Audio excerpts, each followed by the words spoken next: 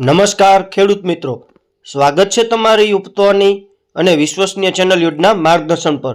ખેડૂત મિત્રો, એક સવાલ હું તમને સીધો પૂછું છું, શું તમે 2025-26ની પાક નુકસાનીના સહાય માટે ફોર્મ ભર્યું હતું? તમારા ગામમાં ઘણા ખેડૂતોના ખાતામાં પૈસા આવી ગયા, પણ તમારા ખાતામાં હજુ સુધી એક પણ રૂપિયો નથી આવ્યો? તો મિત્રો, બેંકમાં જઈને થાકી ગયા છો કે ગ્રામ સેવક કહે છે કે આવી જશે, પણ મહિનાઓ વીતી ગયા છે અને તમારા ખાતામાં હજુ પણ એક પણ રૂપિયો આવ્યો નથી? તો મિત્રો, આ વિડીયો તમારા જ માટે છે। તો તમે ચેનલ પર નવા હોય તો હમણાં જ યોજના માર્ગદર્શનને સબસ્ક્રાઇબ કરી લો, કારણ કે અહીં વાત થાય છે ખેડૂતના હકની અને સાચી માહિતીની। તો મિત્રો, તમને આગળ અહીં જણાવવામાં આવશે કે તમારા પૈસા જો ન આવ્યા હોય સહાયના તો કેવી રીતે મેળવવા અને તેના કારણો વિશે વાત કરીશું। મિત્રો,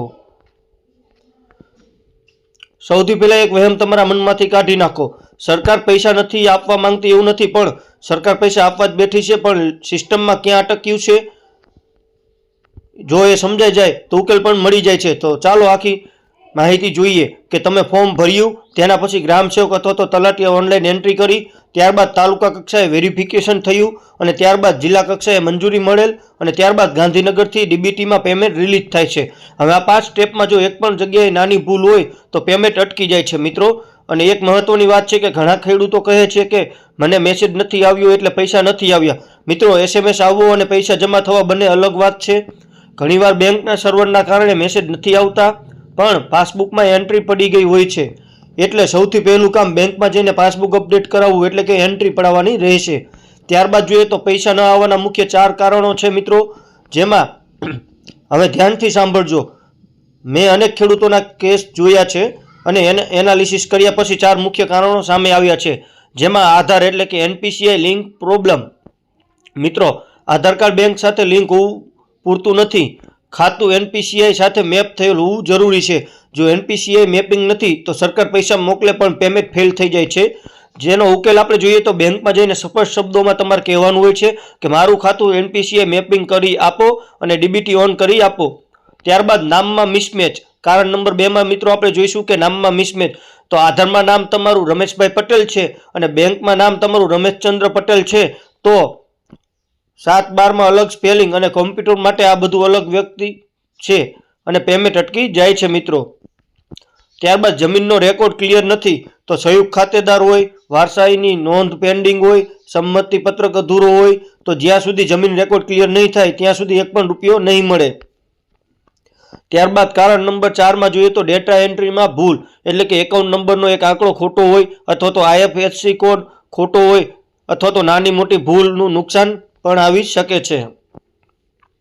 ત્યારબાદ તમે મિત્રો પાક નુકસાની સહાયનું ફોર્મ ભર્યું છે, તો તેનું સ્ટેટસ કેવી રીતે ચેક કરવું? તો હવે પ્રશ્ન છે, મારું ફોર્મ ક્યાં અટક્યું છે, કેવી રીતે જાણવું?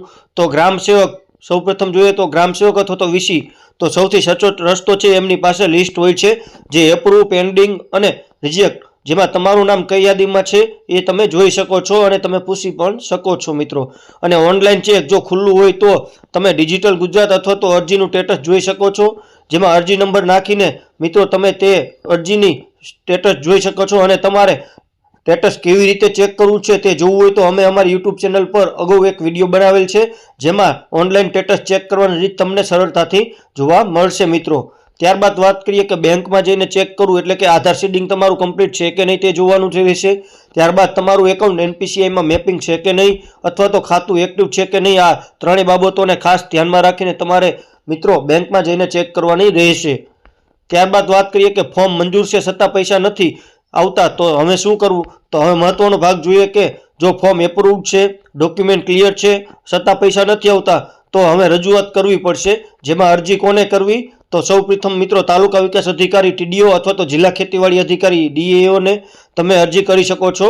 અરજીમાં શું લખવું? જેમાં વિષયમાં તમે મિત્રો લખી શકો છો કે પાક નુકસાની સહાય 2025-26ના નાણાં મળવા બાબત, જેમાં માહિતીમાં મિત્રો તમારું નામ, ગામ, અરજી નંબર, આધાર પ્લસ બેંક પ્લસ 7-12ની નકલ અને અરજી આપીને રસીદ જરૂર લો મિત્રો, કે તમે આ અરજી કરી છે તેની તમને એક રસીદ મળશે, જેની રસીદ તમારે સાચવીને રાખવાની રહેશે।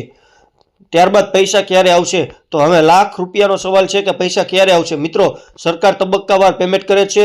જે લોકોના વાંધા સુધરી ગયા છે એમના રાઉન્ડ આવતા 10-20 દિવસમાં આવવાની પૂરી શક્યતા છે. એક વાત યાદ રાખજો, જો સ્ટેટસ એપ્રુવ્ડ છે તો પૈસા મોડા પડશે પણ ચોક્કસ મળશે. મિત્રો, જો તમને આ માહિતી ઉપયોગી લાગી હોય તો વિડીયો લાઇક કરો અને તમારા ગામના વોટ્સઅપ ગ્રુપમાં શેર કરો.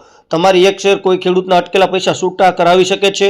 કોઈ પ્રશ્ન હોય તો નીચે કોમેન્ટમાં જિલ્લાનું નામ લખજો. હું પૂરો પ્રયત્ન કરીશ જવાબ આપવા. ફરી મળીશું નવી યોજના, નવી માહિતી સાથે.